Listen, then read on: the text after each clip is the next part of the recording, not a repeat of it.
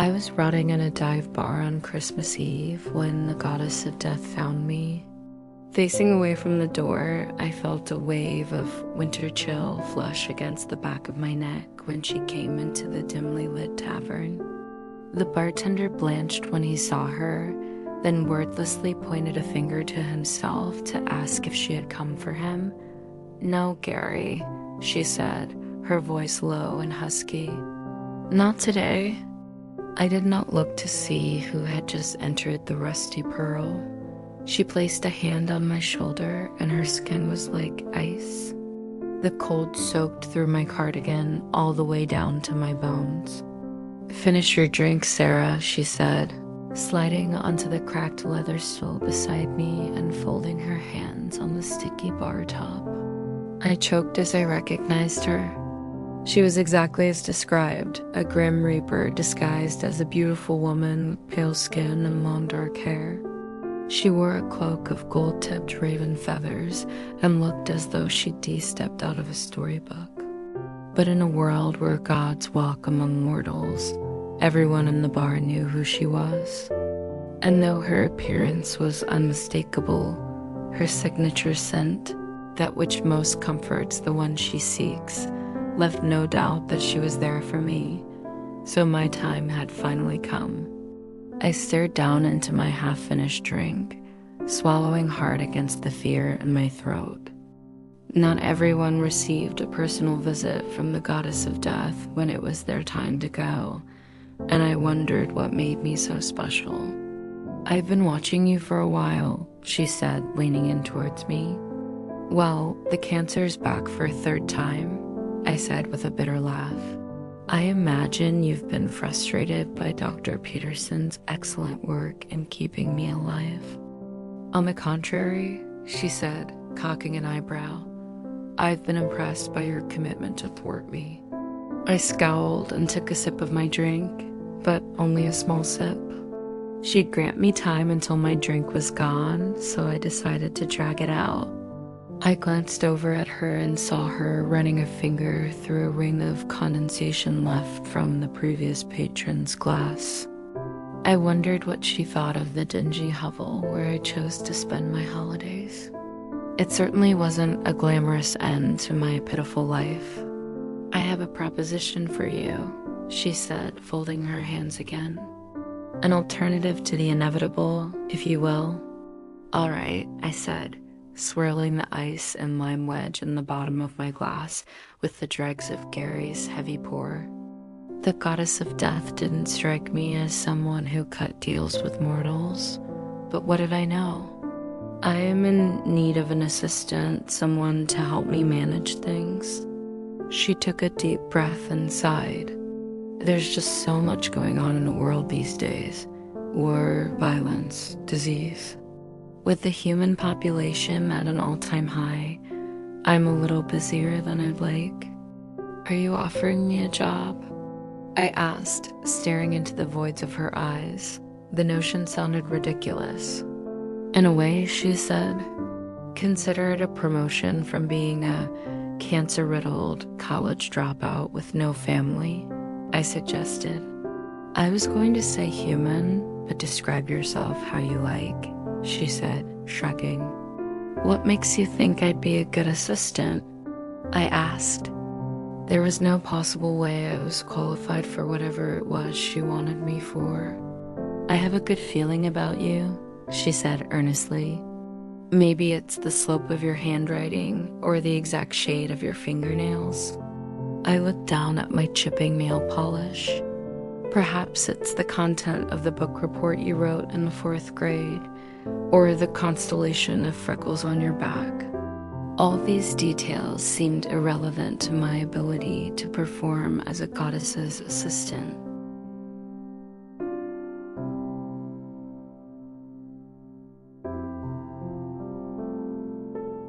"All right, what's the compensation?" With little tethering me to my current situation and the ever-growing tumors in my body, I suppose I had nothing to lose.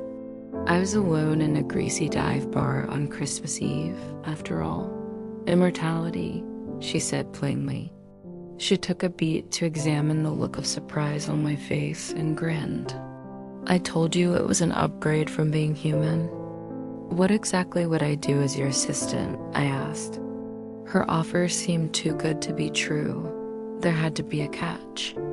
We can discuss that later, she said, waving a hand dismissively. She eyed my nearly finished drink, and I took the final sip.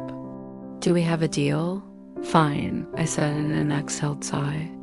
Whatever the catch was, it couldn't be that bad. She held out a spindly hand to me, and I shook it, her coldness once again penetrating me to the core. But as we sealed the accord, I felt so warm that her chill didn't bother me anymore. The skin on my hand flushed to a hue of bronze, as if I'd spent the last few weeks basking in the summer sun. The pain in my body disappeared, and my vision, hearing, and sense of smell swelled in strength. Releasing her hand, I took off my glasses, no longer needing them. I could hear every hushed conversation around us, and I could smell the goddess so strongly now, the sense of coffee and wood smoke overwhelming the staleness of the bar.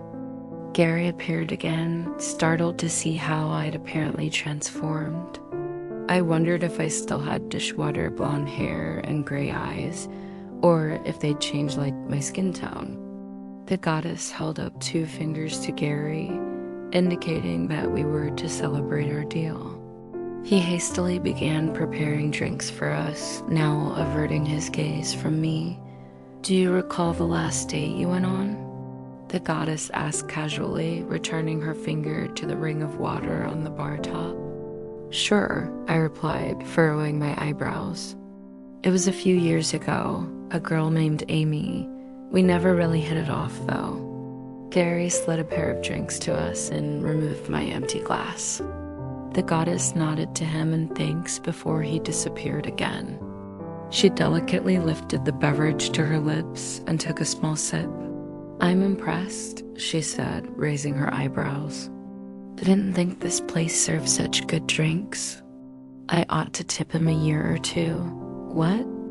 An extra year or 2 of life, she clarified. I scared him half to death just by coming in here. The least I could do is give him some more time with his grandson. Oh, I said, then sipped my own beverage. The drinks were good, but they weren't that good. Do you get out much? It felt like such a bizarre question to ask an all-knowing, all-seeing deity. Not like this, she said, then laughed awkwardly. I'm quite busy, you know. Right. What didn't you like about Amy? She asked, abruptly changing the topic back to my dating history. Oh, I don't know, I said, swirling my drink around. Truthfully, I wasn't sure why our connection never took off. Why do you care? Just curious, she said, avoiding my gaze. She took another sip of her drink. You do like women, though, right? I couldn't help but laugh. Yes, of course. I glanced at her face, and I swear I saw the faintest sheen of pink on her bone-white cheeks. Wait, are you... It's nothing.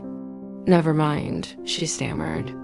She was flustered, and the peach color in her face extended up to her ears. No, wait, I pleaded. Tell me why you're really here. She took a deep breath. Your cancer was going to kill you soon, she said, the words tumbling out of her mouth in a cascade of anxiety.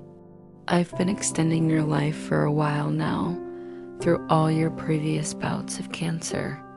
But eventually there comes a time when a gift of a year or 2 isn't enough.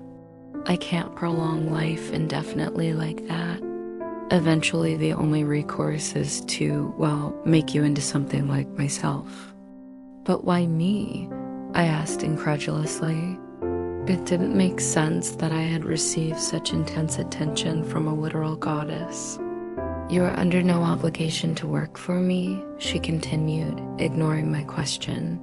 I do not need an assistant. I simply wanted to know if you were open to the idea of having me around in some capacity. Perhaps not as an employer, but as a friend. In any case, you're welcome to keep your immortality with no strings attached. There has to be a catch, I said. Come on, you must tell me why you chose me. As I said, I've been watching you for a while. In this life as Sarah, in your previous life as Annabelle, and the life before that as Victoria, and all the other lives you've lived going back to the beginning, I just couldn't watch you die again. I couldn't do it. Tears spilled down her hollow cheeks. The goddess of death was crying in a grungy bar on Christmas Eve, and I hoped, she said, wiping her face with her sleeve, that maybe after all this time you'd be ready to talk to me again, and maybe even forgive me. I'm sorry, I said, unable to stifle a laugh. This has to be some kind of joke. Hey, she chuckled darkly. And now you see why it's taken millennia for me to feel brave enough to talk to you again. Did we know each other? I asked, still trying to wrap my head around the multiple lives bit, like before now. You were once a god like me, she said quietly. But then we had a fight, you were done with me. And you gave up godhood to become immortal, entering into the never-ending cycle of death and rebirth. Perhaps you wanted to make me suffer by watching you die over and over again. She drank deeply from her glass, frowning. For what it's worth, you succeeded. Why don't I remember any of this? I asked. It's the curse of humanity, she shrugged. You wanted to forget me, and so you made sure that you would. I downed my drink. All right, I said, deciding to take her word for it. What was our fight about? This conversation was bordering on insanity. Her black eyes beaded with tears again. I just want you back, she begged. Please. She stared hard at me for a long moment, chewing on her lip. Then, appearing to make up her mind about something, said, I miss you, Calendula. As she invoked the name Calendula, a wave of memories crashed over me. Suddenly, I could recall not only every human life I'd lived, but the time I'd spent as a goddess by her side. I remembered the fight and the night I left. I remembered everything. I glanced at her hands, nervously twisting around her glass. You're still wearing your ring, I whispered. I never took it off, she replied. She dug into her pocket, pulled out its match, and held it out to me. It's yours if you want it back. If you want me back? I gazed at my wife as we sat at the sticky bar of the Rusty Pearl on Christmas Eve, wondering why she'd chosen here and now to forge our reunion. We were just two immortals, sipping gin and tonics in a lonely little town by the sea. I came here by myself, believing that I was alone in this world, unknowing that she'd been watching over me all along. To be fair, she did trick me into accepting immortality again, but that, along with our relationship-ending fight, melted away like the ice in our drinks. I held out my left hand to her, inviting her to slip my ring back into its rightful place. I missed you too, Asphodel.